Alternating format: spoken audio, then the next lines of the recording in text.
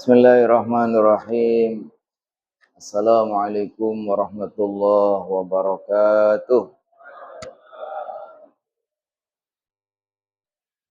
Alhamdulillahilladzi hadana li hadza wa ma kunna linahtadiya laula an hadanallah.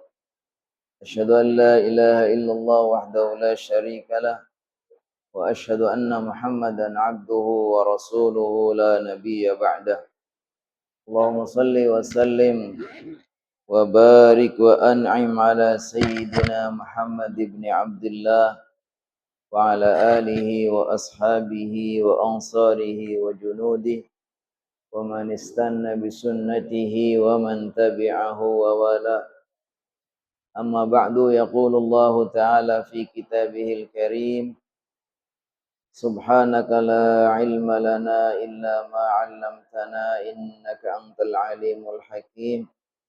Rabbi shrah li sadri wa yassir li amri wahlul 'uqdatam min lisani yafqahu qawli. Allahumma inna nas'aluka 'ilman nafi'a wa rizqan thayyiba wa 'amalan mutaqabbala. Allahumma 'allimna ma yanfa'una wanfa'na bima 'allamtana. Amin amin ya rabbal alamin. Hadratal mukarramin wal mukarramat, seluruh jamaah Bapak Ibu yang dimuliakan Allah Subhanahu wa taala. Wabil khusus kepada para tokoh, para sesepuh, pengurus PKM, ustadz, ustadzah, semuanya yang pada pagi hari ini bisa berkenan hadir dalam salat subuh berjamaah. Karena pas tepatan banget ya, kita datang ke masjid disambut dengan guyuran hujan ya. Insya Allah akan menambah besarnya pahala kita ya, karena kalau nggak punya kekuatan iman nih, mendingan di rumah aja ya. Lanjutkan lanjutkan nyambung ya. Maka dengan rahmat Allah, pertolongan Allah Subhanahu wa taala, kita diberikan kekuatan, diberikan taufik namanya. Taufik itu adalah keinginan kita untuk bisa melakukan kebaikan dan Allah Subhanahu wa taala memberikan pertolongannya. Jadi keinginan baik kita gabung dengan kehendak Allah ya, cocok dengan kehendak Allah, namanya taufik. Makanya disebut dengan taufik, artinya itu cocok. Wafaqa yuwaffiqu artinya Allah itu mencocokkan apa yang kita inginkan dari kebaikan, kemudian Allah memberikan ridhonya, izinnya sehingga bisa terlaksana. Mudah-mudahan ini bagian dari rahmat Allah Subhanahu wa taala, berkah dari Allah Subhanahu wa taala, karena di antara doa yang Rasulullah SAW panjatkan untuk kita semua ya, untuk umatnya adalah doa keberkahan di pagi hari. Allahumma barik li ummati, Allahumma barik li ummati fi bukuriha. Ya Allah, berkailah umatku di pagi hari. Kita akan sama-sama melanjutkan kajian kita. Alhamdulillah sudah sekian materi tentang akidah ahli sunnah wal jamaah sudah kita bahas, tapi akan terus kita akan lanjutkan kajian kita masih perihal tentang bagaimana menjaga ketauhidan kita agar tauhid kita betul-betul murni ya. Karena memang pada dasarnya setiap nabi, setiap rasul itu diutus ke muka bumi ini untuk menyampaikan risalah tauhid. Setiap mereka itu menyeru kepada umatnya agar beribadah semata-mata kepada Allah Subhanahu wa taala. Tidak boleh menyekutukan kepada siapapun, ya kan? Makanya kata Allah Subhanahu wa taala, "Wa ma arsalna min qablika mir rasulin." Tidaklah kami mengutus sebelum kau wahai Nabi Muhammad seorang rasul, illa nuhi, kecuali saya wahyukan, saya perintahkan kepada mereka. Apa wahyunya?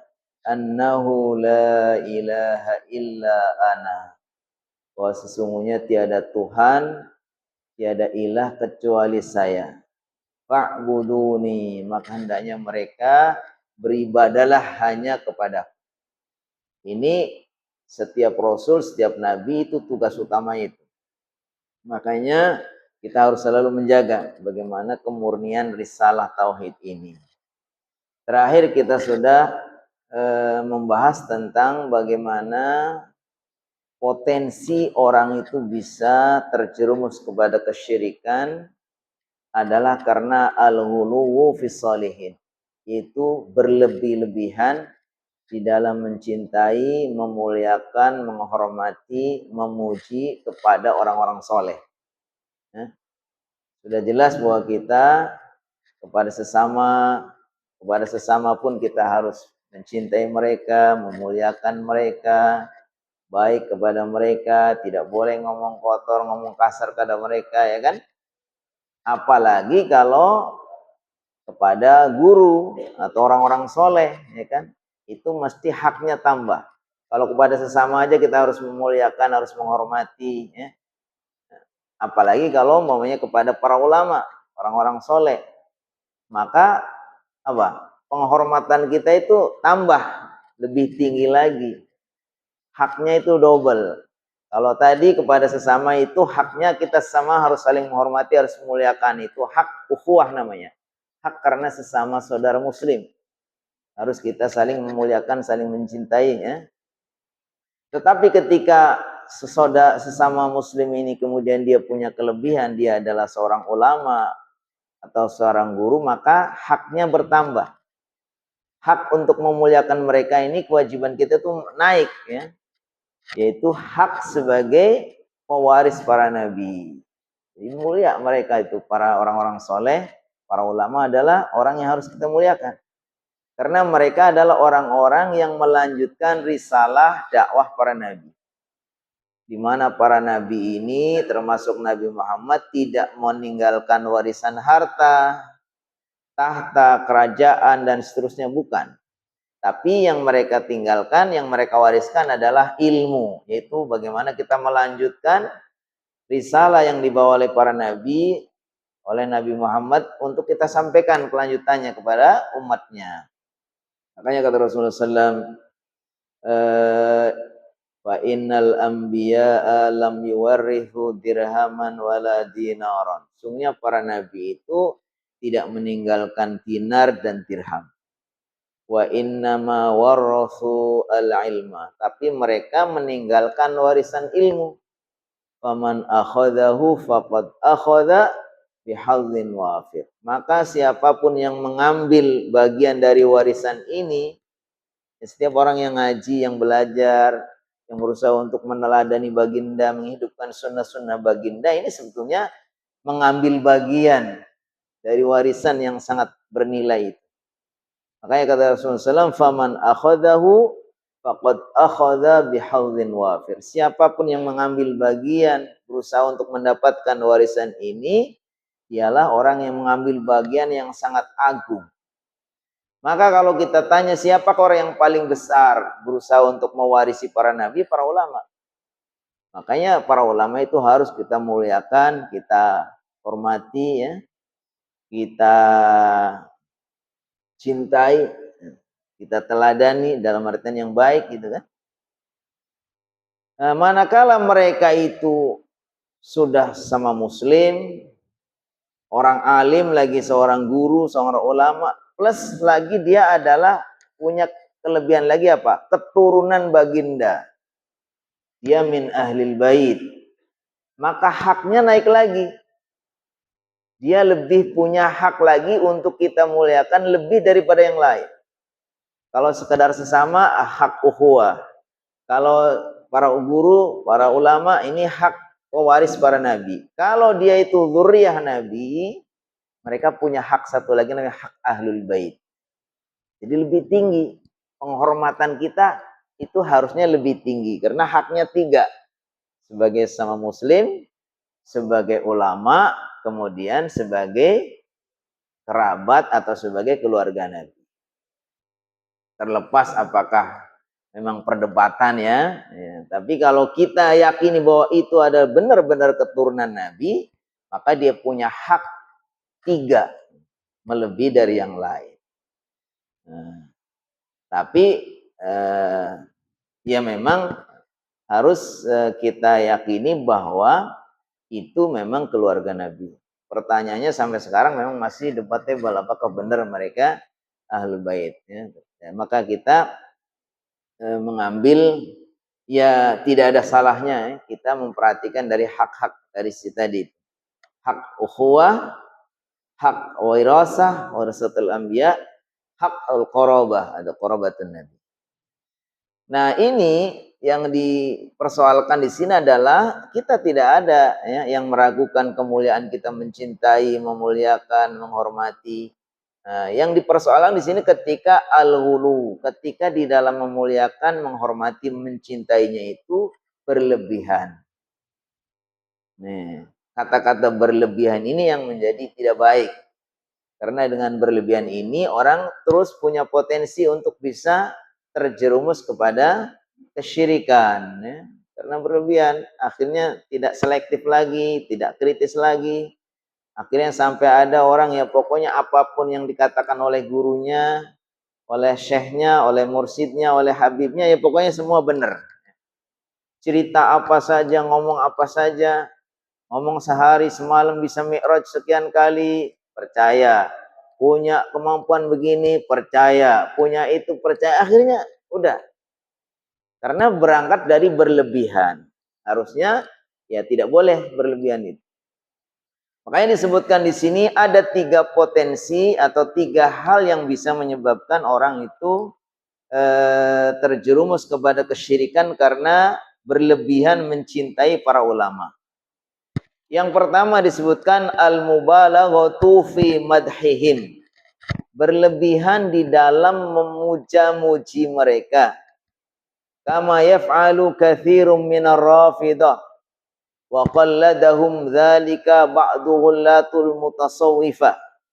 Berlebihan di dalam memuji, mengagung-agungkan mereka sebagaimana yang dilakukan oleh orang-orang Rafidah. Orang Rafidah itu ada sekelompok orang Syiah yang begitu mencintai sahabat Ali dan seterusnya nanti, sehingga kemudian mereka menolak kepemimpinan Abu Bakar, Umar, Utsman dan Ali. Bahkan bukan sekedar mereka nolak, tetapi bahkan menuduh kebanyakan para sahabat itu sudah murtad. Kenapa? Karena mereka dianggap mengkhianati risalah. Menurut keyakinan mereka seharusnya setelah baginda wafat itu yang menggantikan Nabi Muhammad sebagai khalifahnya adalah Ali bin Abi Thalib. Tapi ketika jatuhnya kepada sahabat sahabat Abu Bakar, Umar, Utsman, lalu mereka itu menuduh bahwa sekian sahabat sebetulnya berkhianat kepada Nabi. Ya, yang nanti akhirnya mereka kemudian melakukan khuruj, khususnya ketika antara Khalifah Ali dengan Muawiyah terjadi tahkim, itu mereka melakukan perdamaian, hukum perdamaian dengan cara utusan masing-masing, lalu mereka tidak percaya kedua-duanya, nggak percaya kepada Ali, nggak percaya kepada Muawiyah, akhirnya mereka keluar, namanya Khawarij. Ini dari situ ya. Jadi al-mubalaghatu fi madhihim, berlebih-lebihan di dalam memuja-muji mereka seperti yang dilakukan oleh orang-orang Rafidhah dan sebagian ba'du ghullatil mutasawwifah, orang-orang tasawuf yang berlebihan. Jadi di sini berarti orang-orang tasawuf ini juga banyak macamnya. Ada orang-orang sufi, orang-orang yang kemudian mereka melakukan tarekoh dan sebagainya, itu ya macam-macam ya kan.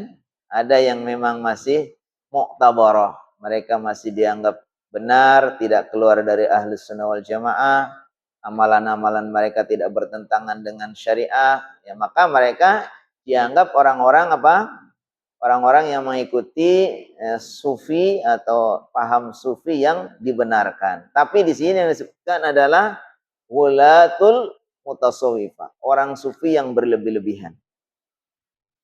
Saya bacakan kelanjutannya. Kadang-kadang berlebihan ini banyak akhirnya menjerumuskan mereka kepada kekufuran. Bahkan bisa juga kufur besar. Fir rububiyah. Jadi kekafiran dari sisi rububiyah. Rububiyah itu kan artinya apa? Tauhid rububiyah kita pelajari adalah mengesahkan Allah dari sisi perbuatannya. Jadi tauhidullah fil af'al, mengesahkan Allah dari sisi perbuatannya.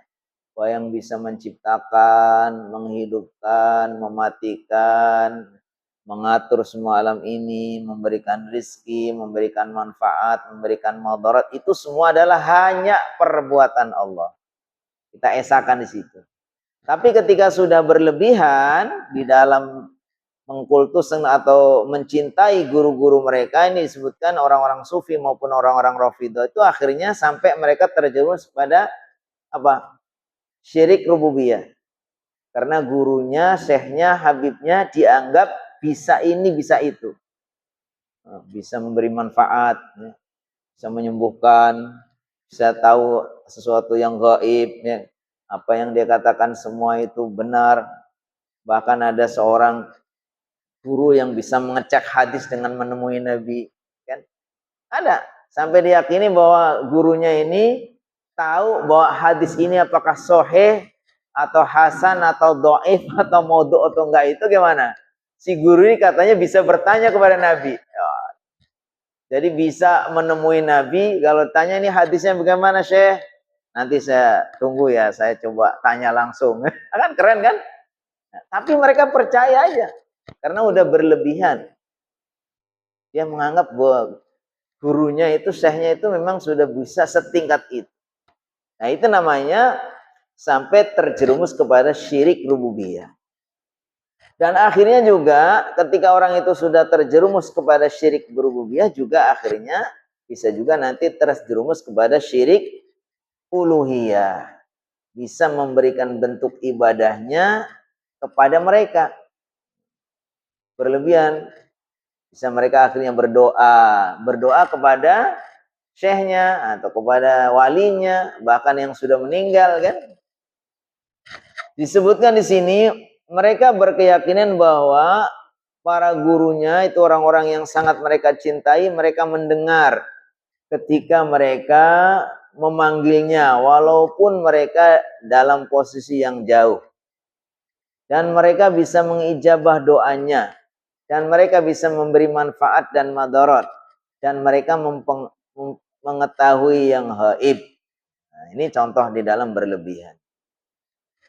Jadi intinya bahwa di antara amalan atau perbuatan yang sangat membahayakan yang bisa menjerumuskan orang itu kepada kesyirikan ketika orang itu berlebih-lebihan mencintai, akhirnya mereka wujudkan dalam apa? Berlebih-lebihan dalam memuja-muji. Waqad hadzara an-nabiy sallallahu alaihi wasallam min ahluwi fi madhi alaihi salam. Fi madhi alaihi salam. Sungguh Nabi Muhammad sudah mengingatkan agar tidak berlebih-lebihan di dalam memuji beliau. Nabi Muhammad sendiri pun tahu bahwa berbahaya ketika orang itu berlebihan. Padahal itu seorang nabi. Siapa yang meragukan tentang kehebatan kemuliaan Nabi Muhammad SAW, ya kan? Beliau orang yang terbaik di muka bumi ini. Beliaulah orang yang terbaik. Nantilah orang yang akan pertama kali masuk surga. Sekian mukjizat Allah berikan kepadanya. Pokoknya luar biasa. Tapi juga Nabi Muhammad SAW tidak mau dilebih-lebihkan sampai diposisikan melebihi posisinya sebagai apa? Sebagai Rasul dan sebagai hamba. Makanya Nabi Muhammad SAW adalah seorang Rasul karena dia mendapatkan wahyu, tapi juga tidak lepas dari beliau seorang hamba. Karena beliau juga manusia, ya. Anak Abdullah, ya, bin Abdul Muttalib. Lahir dari ibunda Aminah, seorang manusia. Makan, minum, juga sama. Kadang-kadang mendapatkan sesuatu yang dirasakan oleh manusia yang lain. Lelah, ya kan? Sakit. Normal baginda sallallahu alaihi wasallam. Mau berperang supaya menang juga harus mempersiapkan. Berlatih.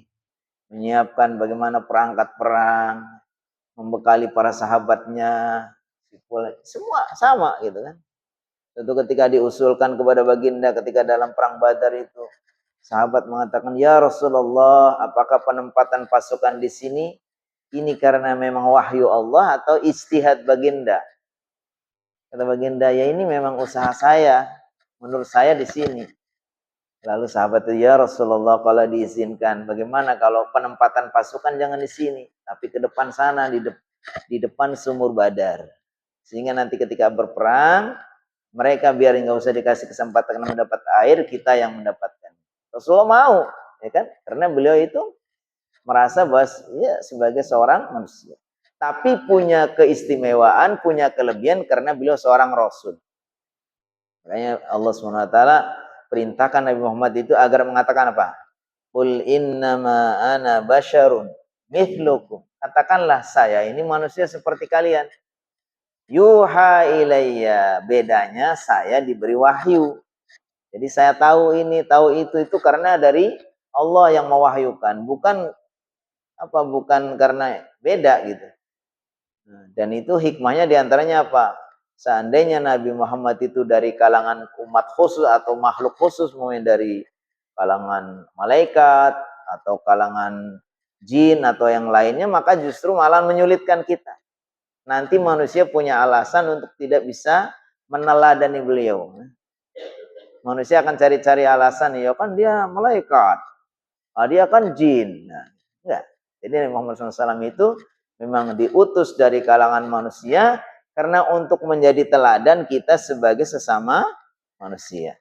Jadi intinya berlebihan ini tidak boleh. Rasulullah SAW dalam hadis mengatakan, "La tatruni kama atratatin nasara al-masih ibn Maryam. Fa innama abdun faqulu abdullah wa rasuluh." Rawahul Bukhari. La tatruni, jangan kalian tuh memuji-muji aku berlebihan. Kama atratatin nasara, sebagaimana orang-orang Nasrani memuji-muji berlebihan kepada Al-Masih ibn Maryam, kepada Isa bin Maryam. Fa innama ana abdun, karena saya ini tidak lebih adalah seorang hamba. Faqulu, maka panggillah aku, sebutkanlah aku Abdullahi wa rasuluh, hamba Allah dan utusan Allah. Jadi nggak akan lepas dari kehambaannya, ya kan? Hamba tapi yang seorang rasul. Ya hamba sama dengan, makanya baginda SAW juga sama dengan kita, kadang sakit. Cuma apa-apa yang terjadi kepada Nabi walaupun sama itu ya tidak akan sampai mamanya menjatuhkan, sakitnya sakit parah banget atau apa, nggak ada ya, sakit gila nggak akan. Jadi sakit-sakit yang wajar. Nah, kita tidak ragu di sini sebutkan wan nabi lau fadail katsirah thabita fi kitab. Kita sudah paham bahwa baginda sallallahu alaihi wasallam itu mempunyai kelebihan keutamaan yang sangat banyak dan itu disebutkan dalam Al-Qur'an, dalam hadis, ya kan? Tidak ada lagi keraguan ya.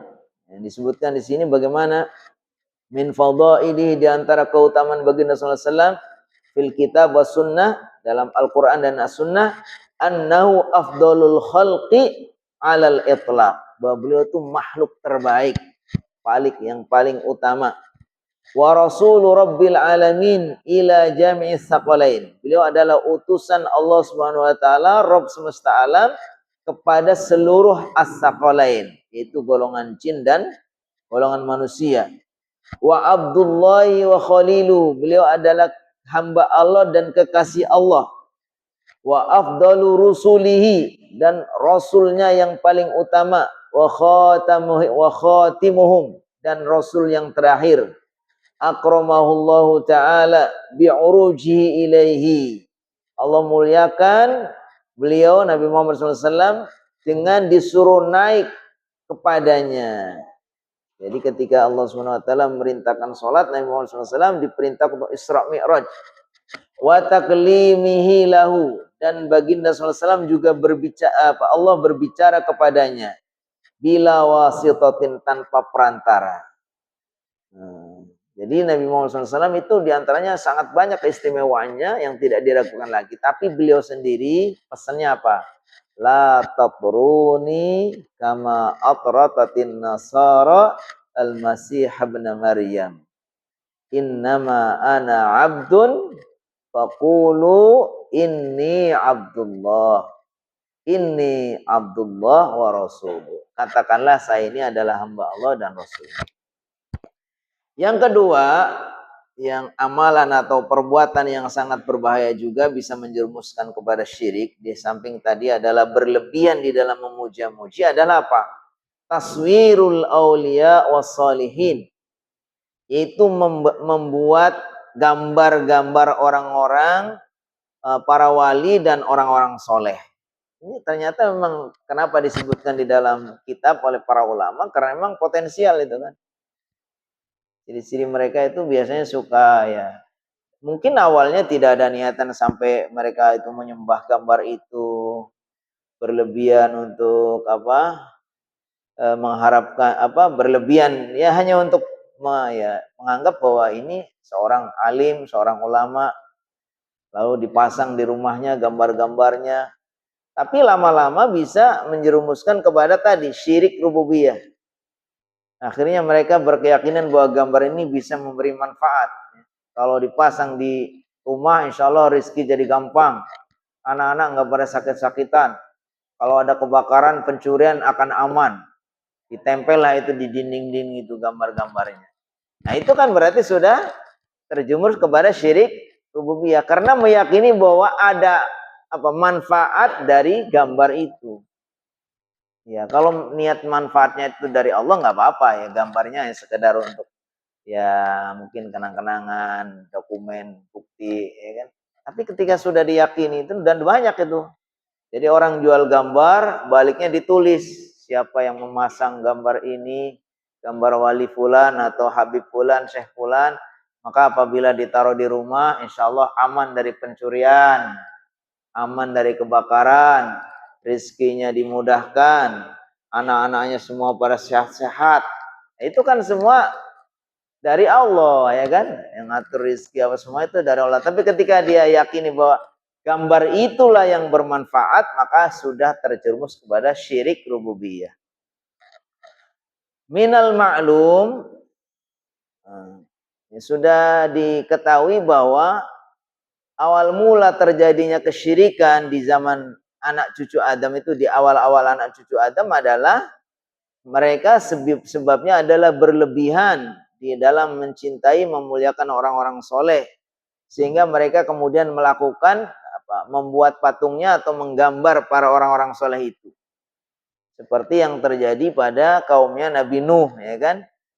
Ada sekelompok masyarakat yang karena mencintai sekali kepada orang-orang tokoh di pada waktu itu, kemudian mereka membuat patung-patungnya para tokoh itu. Awal mulanya tidak ada niatan mereka ingin menjadikan patung-patung itu sebagai sesembahan.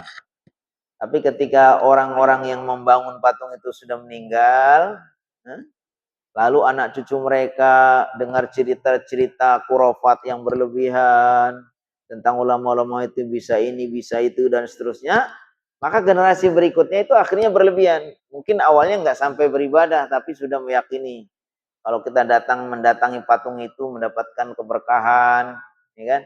Akhirnya membawa sesajen ke situ, akhirnya terus macam-macam.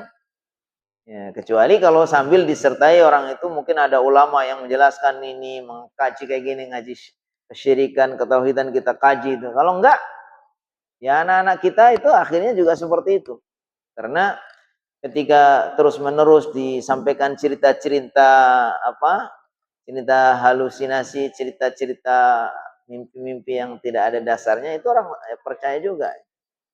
Kalau kita lihat itu kan kalau kita mendapatkan cerita-cerita keistimewaan para wali, para itu kan memang cerita yang nyambung menyambung, tidak ada sanadnya. Beda kalau kita menceritakan tentang Nabi Muhammad SAW atau para sahabat atau ini kan ada kitabnya. Ada dalilnya namanya kitab. Ya, kitab inilah makanya Allah SWT berikan ya rahmatnya dengan penjagaan agama ini dengan apa? ditulisnya kitab-kitab hadis. Para ulama membuat karya-karya kitab-kitab mereka sehingga memang jelas buktinya itu memang otentik dalam artian itu ada dasarnya.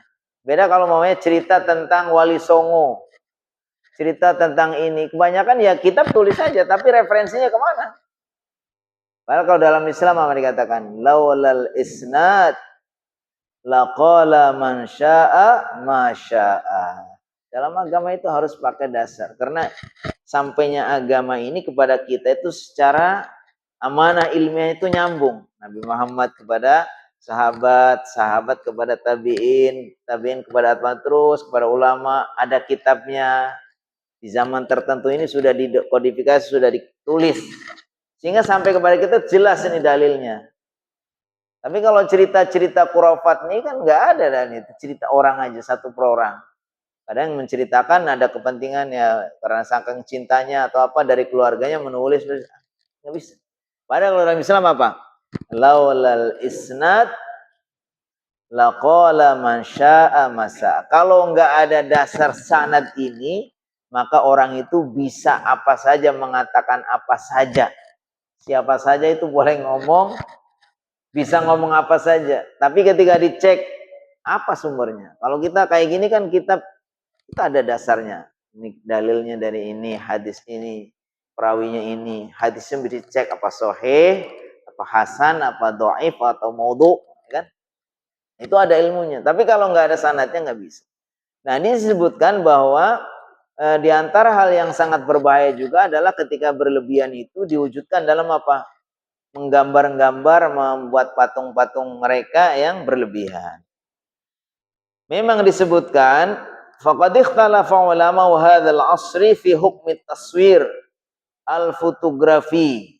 Jadi sungguh terjadi ikhtilaf ini karena saking mereka hati-hatinya bagaimana membahas hadis ini, karena hadis ini juga ada hadis yang menyebutkan Allah itu melaknat kepada orang-orang yang suka menggambar. Yang dimaksud menggambar di sini bagaimana?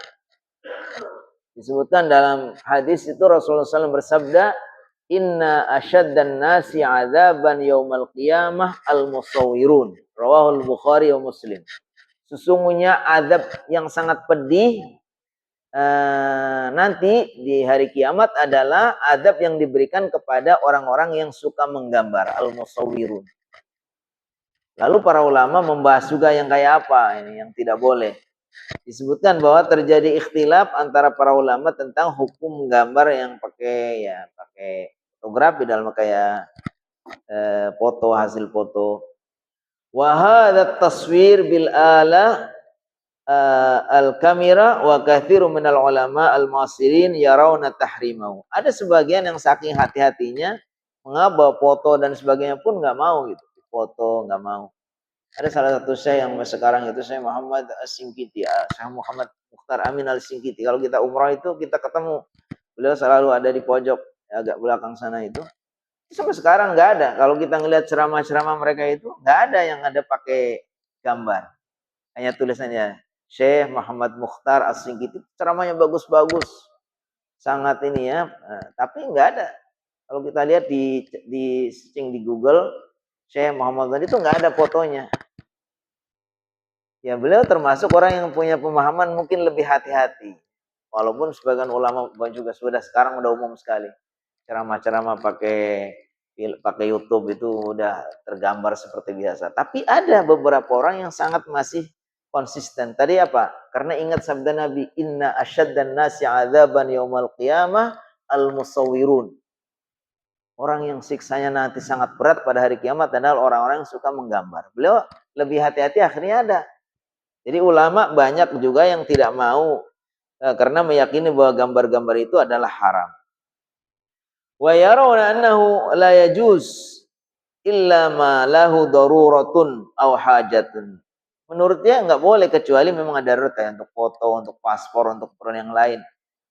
Wa dhahaba ba'du ahli al-ilmi ila anna hadha naw'un laysa min at-taswir al-muharram. Sebagian ulama memilih bahwa ya gambar-gambar fotografi, foto dan seterusnya itu bukan termasuk yang dikatakan tadi sebagai gambar yang diharamkan, bukan termasuk pada kategori inna asyaddan nasi yaumal qiyamati adzaban al-musawwirun. Nah, saya lanjutkan ini. Wa an Ibnu Abbas, dari sahabat Ibnu Abbas radhiyallahu anhu, annahu atahu rajulun. Suatu ketika datang kepadanya seorang laki-laki. Faqala, lalu orang itu berkata, inni rajulun usawwiru hadhis suwar. Fa'aftini fiha. Jadi ada seorang datang kepada Abu Hurairah, kepada Ibnu Abbas, ada seorang datang kepada Ibnu Abbas, lalu dia mengadukan, wahai Tuan Ibnu Abbas, saya ini orang yang menggambar gambar-gambar ini. Fa'aftini fiha, berikan aku fatwa. Bagaimana menurut Tuan itu? Nah, nasihati saya tentang ini. Faqala, lalu Ibnu Abbas mengatakan kepadanya, sami'tu Rasulullah yaqul, saya berkata kepada orang itu bahwa saya mendengar Rasulullah SAW bersabda, kullu musawwirin finnar, setiap orang yang menggambar itu di neraka. Yaj'alu lahu bikulli suratin suaraha nafsan, karena dia nanti disuruh untuk setiap gambarnya itu untuk memberikan jiwa. Fatu'adzibuhu fi jahannam. Lalu dia dimasukkan ke neraka jahannam. Jadi Ibnu Abbas pernah mendengar Rasulullah SAW bersabda bahwa setiap orang yang menggambar itu akan dimasukkan ke dalam neraka. Dan nanti setiap gambar itu akan menuntut supaya apa? Diberikan ruh. Lalu dia kemudian dimasukkan bersama gambar-gambar itu dalam neraka jahannam. Wa qala in kunta fa'ilan atau in kunta la budda fa'ilan fasna'ish syajara wa ma la nafsalahu. Lalu kata Ibnu Abbas ketika diminta nasihat itu, kalau memang kamu harus menggambar, maka menggambarkan atau gambarlah sesuatu yang ya seperti pohon dan sesuatu yang tidak ada nyawanya. Gambar masjid, gambar rumah, ya kan?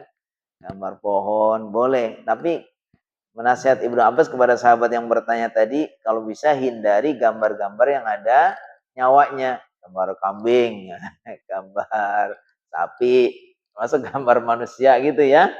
Ini menggambarkan bagaimana di kalangan para ulama pun ya di dalam masalah ini masih pro kontra ya, tapi yang lebih hati-hati ya tidak menggambar-gambar.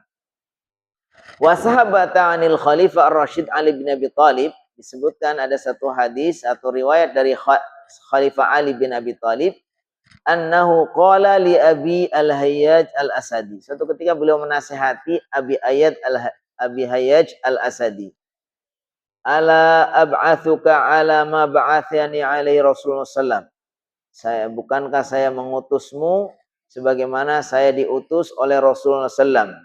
Yaitu apa? Alla tada'a suratan illa tamastaha. Hendaknya kau jangan biarkan kalau ada gambar kecuali kamu hapus. Wala qabran musyarrafan illa sawaita. Dan kamu tidak mendapatkan kuburan yang ditinggikan kecuali diratakan. Ini pesan Khalifah Ali kepada salah satu sahabatnya Al-Hayyaj Al-Asadi. Beliau katakan, saya utus kalian sebagaimana Rasulullah mengutusku untuk menyampaikannya. Yaitu apa? Kalau kamu melihat gambar, hapuskan. Kalau kamu mendapati kubur yang ditinggikan, ratakan. Nah, ini perintahnya seperti itu. Wallahu a'lam bishawab ya. Insyaallah ini mungkin nanti akan ada lagi lanjutannya yang menjadi amalan-amalan yang sangat potensial atau perbuatan-perbuatan yang bisa menjerumuskan kepada kemusyrikan. Wallahu a'lam bishawab. Kita cukupkan. Bila ada yang mau menambahkan atau ada yang sharing, falyatafaddal. Boleh juga, tidak mesti harus bertanya ya. Bisa juga menambahkan atau menyampaikan yang lain.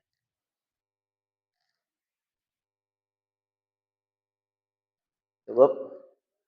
Pintar semua? Oh ada. Silakan. Oh, ada 2 orang ya. Monggo. Yang mana dulu? Oh, boleh. Alat peraga. Iya, iya. Iya.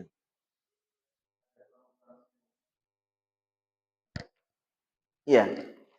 Jadi ini sebetulnya terkait dengan gambar, foto, kemudian patung-patung semua itu memang sesuatu yang di kalangan para ulama terjadi ikhtilaf.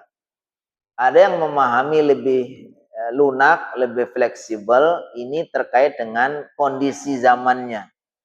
Di zaman itu memang sangat bersahaja, dan di awal-awal masuk Islam di mana potensi orang untuk melakukan kesyirikan itu masih sangat potensial, ya kan? Sebagaimana ada hadis namanya Rasulullah SAW di awal-awal itu pernah melarang orang ziarah kubur. Kata beliau, kuntu nahaitukum an ziyaratil kubur fazuruha fa innaha tudzakirukumul akhirah atau tudzakirukumul maut. Dulu memang saya melarang kalian untuk ziarah kubur. Ternyata di sini apa? Di sini memang potensi sekali, awal-awal masih Islam baru disampaikan, masih sangat potensial untuk kembali kepada zaman jahiliyah gitu. Maka dilarang orang itu ziarah kubur. Tapi begitu mereka sudah paham, ya kan? Keislaman mereka sudah bagus, masa kejahilian juga sudah agak lama, kemudian Rasulullah SAW merubah kebijakan itu. Ya sudah, sekarang silakan kalian ziarah kubur karena itu bisa mengingatkan kalian akan akhirat. Maka di sini juga ada yang memahami lebih lunak. Ya di sini itu memang ada bunyi hadisnya, inna asyaddan nasi adzaban yaumal qiyamah al-musawwirun. Ya kan? Ya itu karena kondisi saat itu memang masih sangat berbahaya. Orang-orang itu dulu zaman itu menjadikan patung-patung gambar itu menjadi dipertuhankan. Maka akhirnya begitu kerasnya. Karena zamannya masih seperti itu. Tapi di zaman yang sudah semakin kesini, orang itu dianggap sudah lebih aman, paham kepada agama. Kemudian orang menggambar juga sekarang sudah sangat canggih gitu kan. Maka ada yang mengatakan bahwa yang dimaksud hadis ini, hadis tentang al-musawwir, itu bukan seperti yang dipersepsikan sekarang ini. Jadi ulama menganggapnya hadisnya yang bunyinya seperti itu, tapi tidak persis tidak yang dimaksudkan seperti orang-orang menggambar di zaman sekarang. Makanya di sini akhirnya kalau kita baca tadi terjadi ikhtilaf antara para ulama. Tapi yang perlu dikasih garis bawah tadi, bahwa yang ditanyakan oleh Bapak itu tadi itu termasuk sesuatu yang ada darurat. Illa ma lahu daruratun aw hajatun. Kecuali memang ada sesuatu yang diperlukan. Kayak orang mau pergi haji, mau umroh, mau kemana saja kan. Sekarang kan kita mau masuk ke negara lain pas langsung dipoto gitu. Jadi kita sudah foto kita itu dimanapun kita sudah ada, udah beredar itu ya wajahnya itu ya. Dan itu salah satu hikmah juga Allah SWT jadikan setiap orang tuh wajahnya beda ya kan. Nah, jadi seperti itu. Jadi di ini mungkin dimaksudnya adalah sesuatu yang darurat. Wa dhahaba ba'du ahli ilmi ila anna hadha an-naw' laysa min at-taswir al-muharram. Jadi seperti gambar-gambar yang sekarang ini yang dibutuhkan itu bukan termasuk yang dimaksud dalam gambar yang diharamkan. Wa dhahaba ba'du ahli ilmi ila anna taswir as-sinami yaitu bahwa gambar-gambar sinema ya kayak foto dan seterusnya, film dan seterusnya, wa taswir at-televisioni at-television maksudnya gambar-gambar di TV laisa minat taswir al-muharram, bukan gambar yang diharam. Termasuk juga tadi kayak apa namanya patung-patung untuk belajar di sekolah, atau kalau kita patung untuk apa sih namanya itu yang di baju itu kan. Nah itu. Tapi ada juga yang lebih hati-hati, mereka setiap menggambar itu nggak ada kepalanya, ya kan? Nggak dikasih kepala kan. Tapi ada juga sekarang karena yang mau ditampilkan adalah pecinya kan sama kerudungnya, ya tetap harus ada kepalanya kan gitu. Tapi intinya menurut saya ini adalah ya sesuatu yang memang harus waspada dan hati-hati. Tapi mudah-mudahan bukan termasuk yang diharamkan. Alasannya pertama karena memang hajat itu diperlukan. Yang kedua apalagi darurat. darurat. Kalau hajat tadi, karena orang alat peraga dan itu kan hajat. Tapi kalau darurat tadi, kayak orang mau diambil fotonya untuk melakukan perjalanan dan seterusnya dan seterusnya. Allah alam. Tadi satu lagi.